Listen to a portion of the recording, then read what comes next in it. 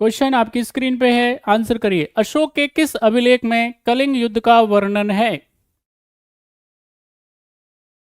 सभी बच्चे जल्दी जल्दी बताइए, क्या है सही आंसर?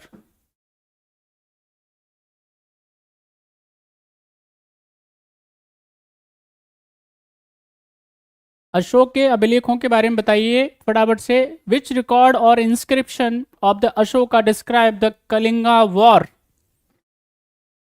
हम्म। अरे भैया आंसर करो सारे बच्चे जल्दी से।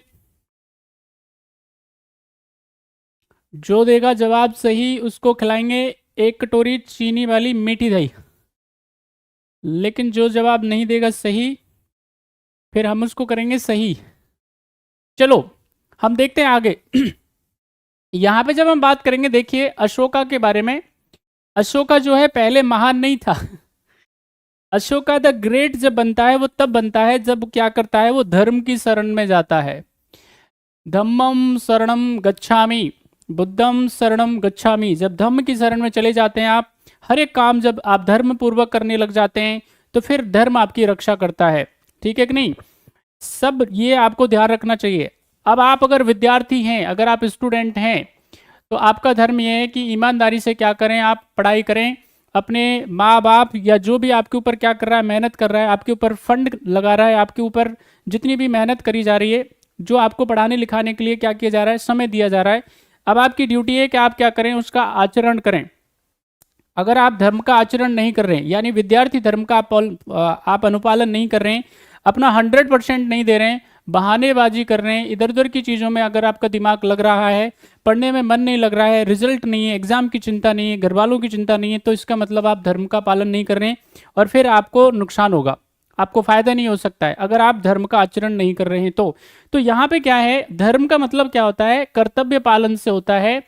फुलफिलिंग द ड्यूटीज रिस्पॉन्सिबिलिटीज, आपकी जो जिम्मेदारी आपको दी गई है, आपका जो कर्तव्य है, जो सोसाइटी ने आपको दिया है, आपके घर वालों ने दिया है, टीचरों ने जो काम दिया है, अगर आप उसको ठीक नहीं कर रहे हैं, इसका मतलब आप अपने धर्म का पालन नहीं कर रहे। तो अगर आपको धर्म का पालन करेंगे तो आपको इच्छित रिजल्ट मिलेंगे, डिजायर्ड आपको सक्सेस मिलेगी, जो जो आप चाहते हो, यानी कि जो भी आपको आपकी ख्वाहिशें हैं, बस आप क्या करिए, धर्म का आचरण करते रहिए, अपने कर्तव्यों का पालन ईमानदारी से करते रहिए।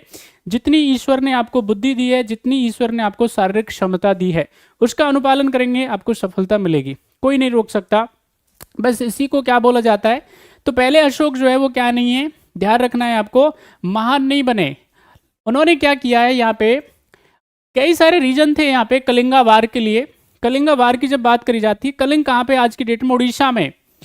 उड़ीसा में है कहाँ पे, कलिंग जो है, और यहाँ पे उनका क्या होता है, फाइट होती है, कलिंगा वार। यहाँ पे खारवेल का क्या है, एक हाथी गुम्फा इंस्क्रिप्शन है, और उसमें ये जानकारी मिलती है, पूरी जानकारी। तो यहाँ पे इन व्यक्ति ने क्या किया, अशोक साहब जी ने, जिनको आप महान कह रहे हो, ठीक है कि नहीं, हमको क्या है, जो आदमियों को मारता है वो दुनिया का मूर्ख व्यक्ति नजर आता है। दुनिया को अगर जीता जा सकता है तो प्यार से जीता जा सकता है, और दूसरा कोई तरीका नहीं है। यहाँ पे इसी प्रकार से जैसे सिकंदर द ग्रेट कहा जाता है, मैं उसको मूर्ख व्यक्ति मानता हूँ दुनिया का। मतलब क्या ही सनकी आदमी था, क्या पागल आदमी था, उसने लाखों लोगों को ऐसे ही जो है अपनी सनक मिटाने के लिए क्या कर दिया, मार दिया, क्या लेके गया यहाँ से। यानी कि ऐसी ये सब हरकतें जो करी जाती हैं, क्या है आज भी, क्या है कई सारे देश हैं आपस में एक दूसरे को क्या है, लोगों को मारने में लगे हुए हैं। ऐसा क्यों किया जा रहा है, उसको मुझे समझ में नहीं आता है। ये सब करके वो हासिल क्या करना चाहते हैं। आप किसी भी लीडर की बात कर लीजिए, अगर जब तक क्या नहीं कर रहा है, भाई हमको यहाँ पे दुनिया में हम दूसरों को मारने के लिए थोड़ा ना आए, तंग करने के लिए नहीं आए, हम यहाँ पे क्या करने आए हैं भाई, जीने आए। आप अपना जीवन जिए, सामने वाला अपना जीवन जिएगा, मजे मजे में रहो, आराम से खुशी खुशी रहो, सुखपूर्वक रहो, यही पर्पज है। लेकिन क्या है, पता नहीं क्या किस तरह का क्या है माहौल है कि नहीं। 2 साल से ज्यादा हो गए रशिया को और यूक्रेन को लड़ते हुए, उसमें हजारों लोगों की मौत हो चुकी है, अब तक जान जा चुकी है। क्यों लड़ने, पता नहीं उनको क्या चाहिए, समझ में नहीं आता है।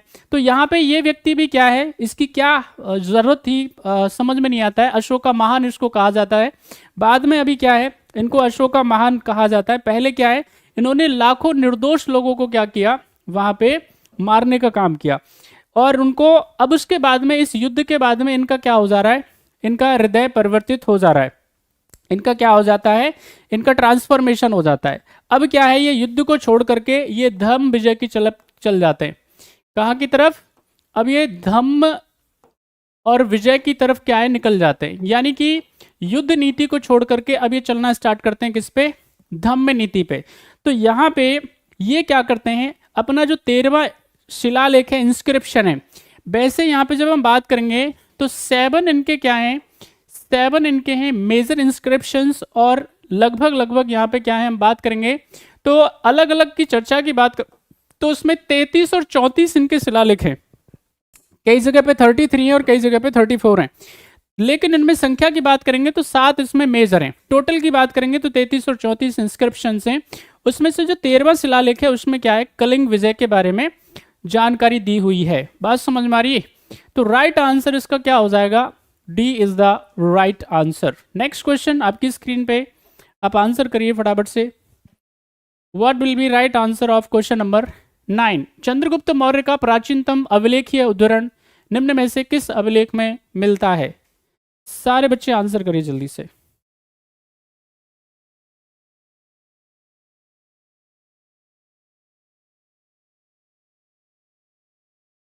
सभी बच्चे आंसर करिए, सारे बच्चे, क्या होगा सही आंसर? आपको बताना है चंद्रगुप्त मौर्य का प्राचीनतम अभिलेखीय उद्धरण निम्न में से कहाँ मिलता है? अशोक के बराबर गुफा अभिलेख, दशरथ का नागार्जुनी गुफा अभिलेख, अशोक का जूनागढ़ और रुद्रदामन का जूनागढ़ अभिलेख। क्या है सही answer?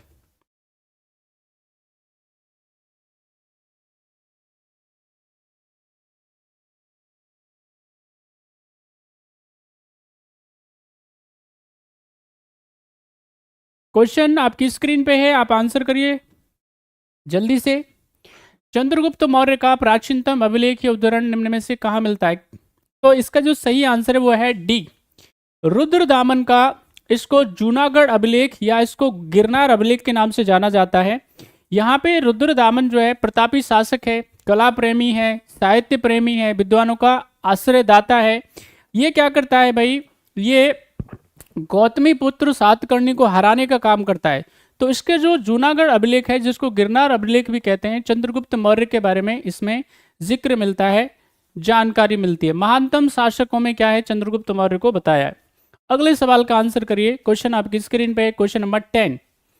What will be right answer of question number 10? प्राचीन भारत का वह प्रसिद्ध शासक जिसने अपने जीवन के अंतिम दिनों में जैन धर्म को अपना लिया, क्या नाम है उन शासक महोदय का? फटाफट बताइए। चंद्रगुप्त मौर्य, अशोका, चंद्रगुप्त और बिंदुसार। क्या है सही आंसर? सभी बच्चे जल्दी से आंसर करिए। What will be right answer of question number 10? The famous ruler of ancient India who adopted Jainism in the last days of his life. बहुत बढ़िया। ऐसा है बेटा, सुधर जाओ तुम लोग, जो जो जवाब दिया है ना जिन्होंने भी। अब मैं नाम नहीं लूंगा, ऑनलाइन क्लास चल रही है सीधी सीधी। ध्यान से आंसर करो, ध्यान से, सोच समझ करके। अरे भाई, अशोक तो बुद्ध था, पहले शैव था। बुद्धिज्म अपनाने से पहले अशोक क्या था, शैव था। तो जिन्होंने भी ये बुद्ध आंसर दिया है, ये सुधर जाओ। The right answer is Chandragupta Maurya. हमने थोड़ी देर पढ़ाया था हमने आपको, देखिए एक बहुत यहाँ पे याद रखना है सारे बच्चों को। चंद्रगुप्त मौर्य क्या करते हैं, वो अपने जीवन में क्या करते हैं, जब क्या होता है, मगध में लगभग 12 साल तक अकाल पड़ता है, तो उससे क्या है, काफ़ी आहत होते हैं, विचलित होते हैं। उसके बाद में वो क्या करते हैं, यहाँ से पलायन कर जाते हैं साउथ में, और वहाँ पे जैन धर्म को क्या करके अपना करके, और फिर वहाँ पे एक जैन धर्म में क्या होती है, प्राण उत्सर्ग करने की, अपने प्राणों को छोड़ने की, जान देने की क्या होती है, एक विधि होती है। उसको बोलते हैं संलेखना, जिसमें खाना पीना सब बंद कर दिया जाता है, सिर्फ हवा सेवन किया जाता है। तो उसके माध्यम से ये क्या करते हैं, अपने प्राणों का उत्सर्ग करते हैं। तो सही इसका जो जवाब हो जाएगा वो है चंद्रगुप्त मौर्य। तो राइट आंसर इसका क्या है भाई, इसका आंसर हो जाएगा ए इज द राइट आंसर।